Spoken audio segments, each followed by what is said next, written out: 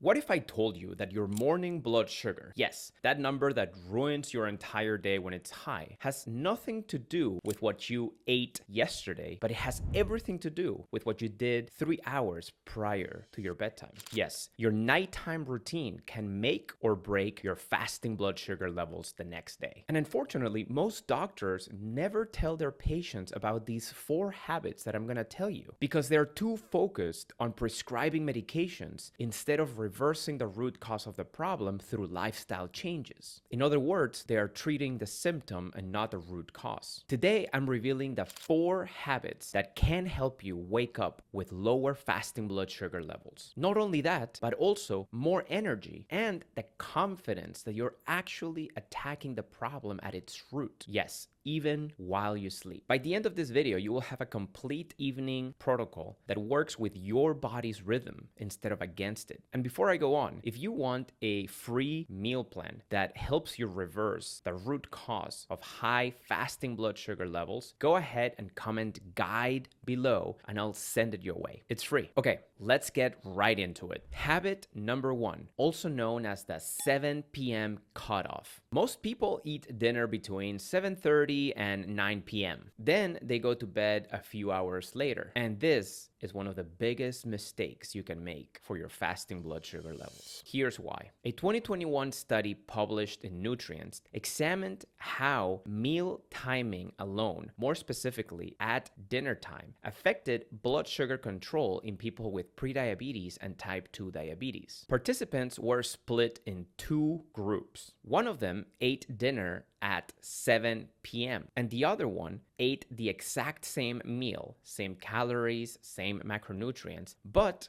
at 9 p.m. The results were striking. Eating dinner earlier led to significantly lower blood sugar levels throughout the whole evening and into the next morning compared to eating the same meal later in the evening. This wasn't just a post-meal effect. The early dinner actually improved overnight insulin sensitivity, particularly at the level of the liver, reducing excessive nighttime glucose release, one of the main contributors of elevated fasting blood sugar levels. And importantly, nothing else changed. No calorie reduction, no carbohydrate restriction, no weight loss. The only variable was timing. So why does eating earlier have such a massive impact on your fasting blood sugar levels? It all comes down to something known as your circadian rhythm, also known as your body's internal clock. Your pancreas, your liver, your muscles, they all have tiny clocks inside of them. And those clocks are pre-programmed to handle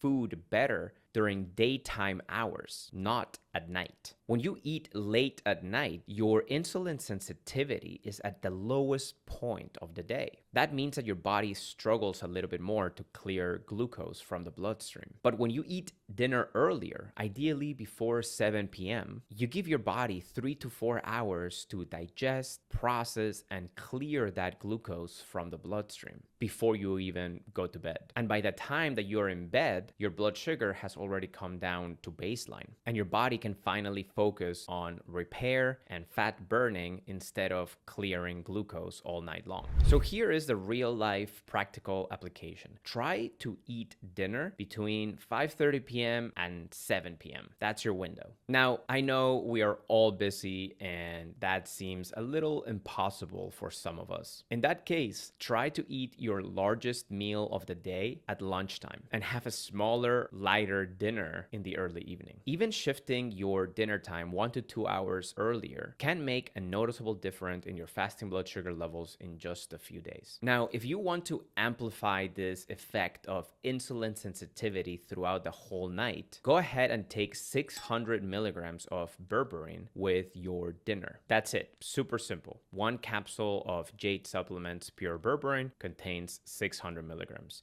The other 600 milligrams, you're supposed to take it in the morning with your breakfast. If you want to go ahead and check it out, there's going to be a link in the description below this video. Habit number 2, the post-dinner glucose vacuum activation. This is the single most underrated habit for controlling fasting blood sugar levels, and it costs you absolutely nothing. Here's what most people don't understand about post-meal blood sugar spikes. When you eat dinner and then you immediately go to the couch and sit down until bedtime, that glucose from your meal just sits at higher concentrations in your bloodstream. But here's the magic. Research shows that short walks after dinner can significantly mitigate the post-meal blood sugar elevation. Not only that, but also 24-hour blood sugar control. In a diabetes care study, 3 15-minute bouts of moderate walking after meals significantly improved 24-hour glycemic control compared with a day without post-meal walking, and also performed better than a single longer walk at another time of the day. Regular post-meal walking helps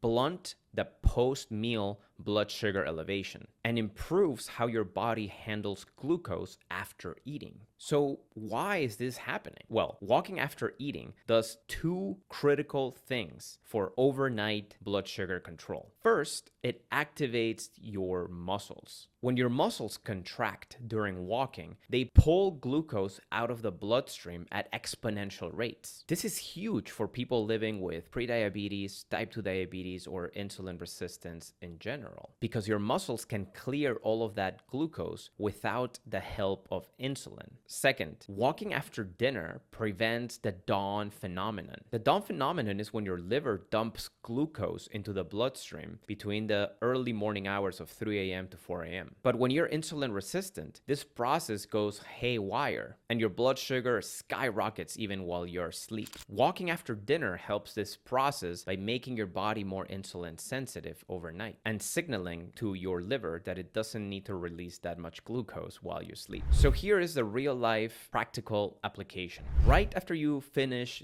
dinner, go on a walk for 15 to 20 minutes around your neighborhood, in a treadmill, or just pacing around your house if you have a big house. You don't need to power walk or sprint, just move. Consistency is key. Make it a ritual. Your body will start to expect it and your fasting blood sugar will thank you. Habit number 3. Build your dinner around fermentable fiber. This habit doesn't happen at bedtime. It happens at dinner time. And it plays a major role on what your blood sugar is going to do overnight and the morning after. One of the biggest reasons people living with type 2 diabetes wake up with high fasting blood sugar levels is because of what their dinner was made out of. A large, grade-assessed systematic review and dose response meta-analysis published in the Journal of Translational Medicine analyzed 33 randomized controlled trials in people with prediabetes and type 2 diabetes and found something very consistent. When dinner and daily intake overall contained fermentable fiber, more specifically inulin type fructans, fasting blood sugar, A1C, and insulin sensitivity improved significantly. These changes occurred without calorie restriction, weight loss, or medication changes. Here's the thing. Fermentable fibers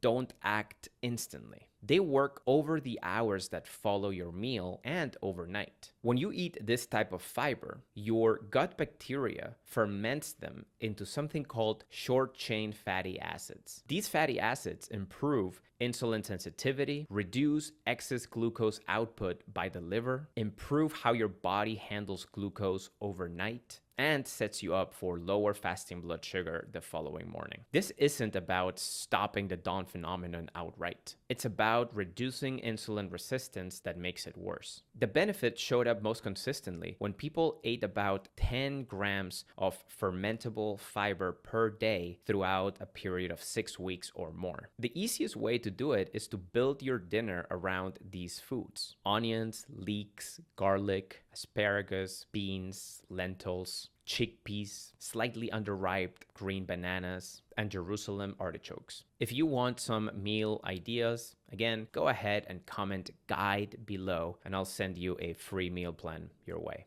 Habit number 4, the digital sunset and wind down routine. This is the habit that most people resist the most. And truly, it's one of the most important for protecting overnight insulin sensitivity. Evening light exposure, especially from screens, sends the wrong signal to your body at the worst possible time. So I hope you're not watching this video from bed right before you go to sleep. All jokes aside, a controlled human study found that exposure to artificial light in the evening impairs overnight insulin sensitivity and worsens next morning glucose regulation, even when sleep duration stays the same. In other words, it's not about how long you sleep, it's about what your brain sees before you fall asleep. When people were exposed to light in the evening, melatonin production was significantly suppressed, peripheral insulin sensitivity was decreased, liver glucose regulation worsened, and morning glucose handling was impaired, regardless of activity or calories consumed. This helps explain why so many people wake up with high fasting blood sugar levels despite doing everything right during the day. Melatonin isn't just a sleep hormone. It plays a significant role in the following functions: coordinating overnight insulin signaling, regulating liver glucose output, and synchronizing your pancreas, liver, and muscles to the sleep-wake cycle. So what should you do? What is the practical application here? Create a digital sunset every night. Turn off phones, TVs, tablets 60 to 90 minutes before bedtime. Dim your household lights in the evening. Use warm, low-light lamps instead of overhead lighting. If screens are unavoidable, then blue light blocking glasses can help, but full avoidance works best. This habit doesn't just improve sleep quality. It helps restore normal overnight hormonal signals that keep fasting blood sugar levels under control. Now, here's how to supercharge that habit. Add magnesium glycinate and ashwagandha to your wind down routine. Magnesium plays a direct role in insulin signaling and glucose metabolism, and deficiencies are extremely common in people with type 2 diabetes. Research shows magnesium supplementation can improve fasting blood sugar and improve insulin sensitivity. Magnesium glycinate is ideal because it's highly absorbable, gentle on digestion, and the glycine itself has calming effects. The ideal dose and timing is between 200 to 400 milligrams 1 hour before bed. Now, stress is also one of the biggest drivers of high fasting blood sugar levels. When cortisol stays elevated overnight, it tells your liver to dump more glucose into the bloodstream. Ashwagandha helps by lowering cortisol. Some studies even show 25 to 30% reductions, improving fasting blood sugar, enhancing insulin sensitivity, and supporting faster sleep onset and better sleep quality. The ideal dose is 300 to 700 milligrams 30 to 60 minutes before bed. The supplements we recommend will be linked below this video. So there you have it, my friends, the 4 nighttime habits that can help you lower your fasting blood sugar levels. Habit number 1, eat dinner before 7 p.m. and take 600 milligrams of berberine. Habit number 2, go on a 15-minute walk right after dinner time. Habit number 3, build your dinner around fermentable fiber. And habit number 4, turn off all screens 90 minutes before bed and take magnesium glycinate and ashwagandha. When combined, all of these habits work synergistically. Each habit amplifies the effects of the other, creating results that are greater than the sum of their parts. If this video helped you, please go ahead and give it a thumbs up. Subscribe to our channel if you haven't done so already. Please go ahead and drop a comment below, letting me know which habits you're starting tonight. All of the supplements and guides mentioned in this video will be linked in the description below. See you next time. Take care.